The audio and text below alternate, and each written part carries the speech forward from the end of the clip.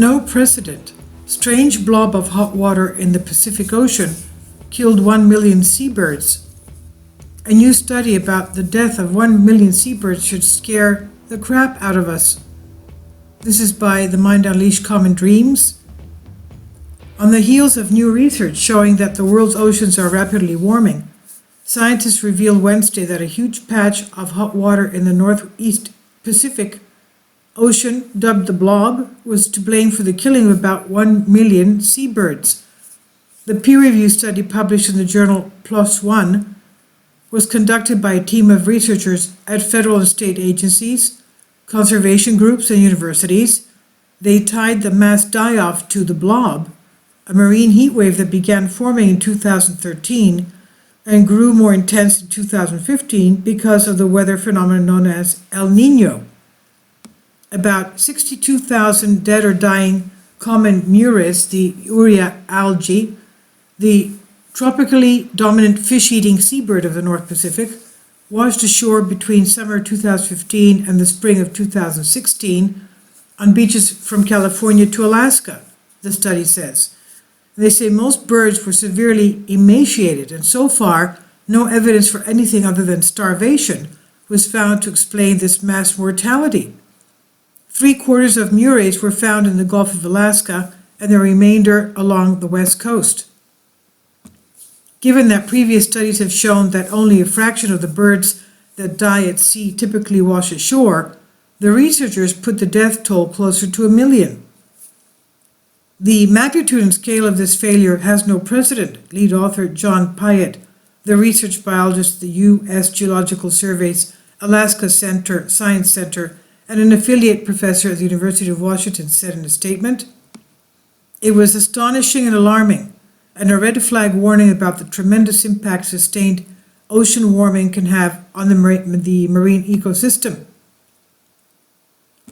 Pyatt and study author, University of Washington professor Julia Parrish, explained that the team believed the blob, which spanned hundreds of miles, limited the food supply in the region, leading the birds to starve. "Think of it as a run on the grocery stores at the same time that the delivery trucks to the stores stopped coming so often," Parrish said. "We believe that the smoking gun for common murres, beyond the marine heat wave itself, was an ecosystem squeeze. Fewer forage fish and smaller prey in general, at the same time that competition from big fish predators like wally, pollock, and Pacific cod greatly increased."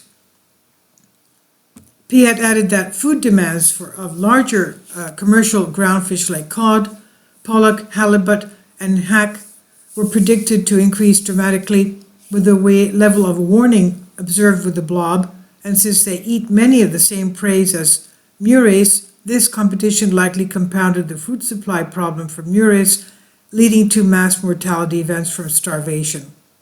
And according to CNN, which reported the study Thursday, the blob devastated the murres population. With insufficient food, breeding colonies across the entire region had reproductive difficulties for years afterwards, the study said. Not only did the population decline dramatically, but the murres couldn't replenish those numbers. During the 2015 breeding season, 3 colonies did not produce a single chick. That number went up to 12 colonies in the 2016 season, and in reality could be even higher, since researchers only monitor 1/4 of all colonies. Thomas Fröhlicher, a climate scientist at the University of Bern in Switzerland, who was not involved in the new study, discussed the blob's connection to the human-caused planetary emergency with Inside Climate News. Fröhlicher said, "It was the biggest marine heat wave so far on record." He noted that such events have doubled in frequency over the past few decades. He says, "Usually, we are used to heat waves over land. They are much smaller in size, and they do not last as long.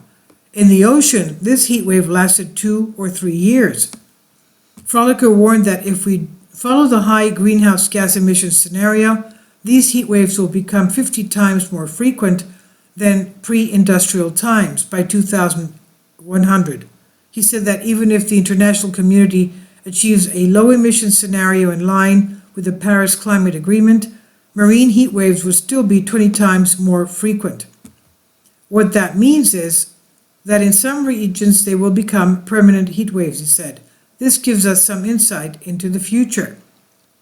The study, which its authors expect to inform research on other mortality events related to marine heat waves, was published just weeks after University of Washington scientists found what some have called the blob 2.0 forming in the Pacific. That discovery came as quite a surprise to those researchers. University climatologist Nick Bond told local media that the original blob was so unusual and stood above the usually kind of variations in the climate and ocean temperatures that we thought, wow, this is going to be something we won't see for quite a while.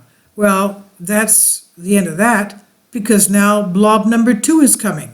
This is by Jessica Corbett, Common Dreams, Creative Commons. It's on The Minds Unleashed, and I'll leave a link below for you for this.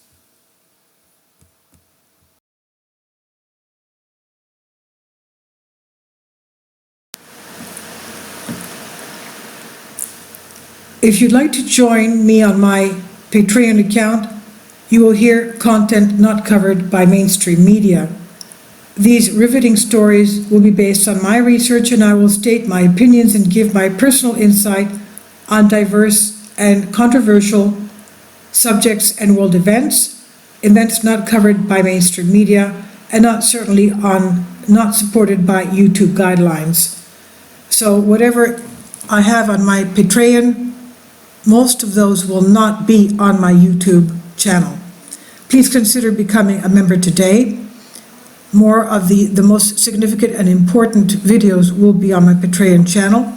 Your support helps me to continue my research and keeps this YouTube channel alive. And we depend on your support, your generous charity, because we help economically challenged families here in Athens, Greece, in Kapota, and we also help the young generation with university tuition and the community around our church. Thank you.